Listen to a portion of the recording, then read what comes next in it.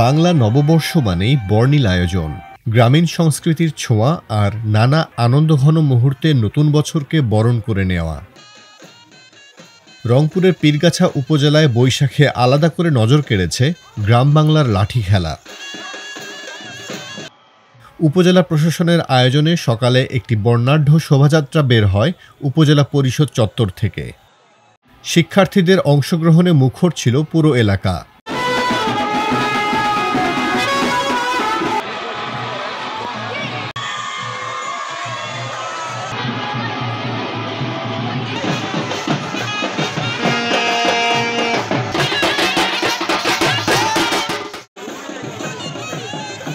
শোভাযাত্রা শেষে শুরু হয় দিনের প্রধান আকর্ষণ লাঠি খেলা।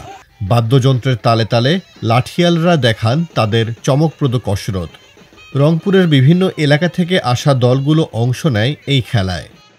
দর্শনার্থীদের মাঝে ছিল চরম উত্তেজনা আর আনন্দ। অনেকেই এমন আয়োজন প্রতি বছর দেখতে চান। লাঠিয়ালদের দাবি, এই ঐতিহ্যকে টিকিয়ে রাখতে চাই সরকারি পৃষ্ঠপোষকতা।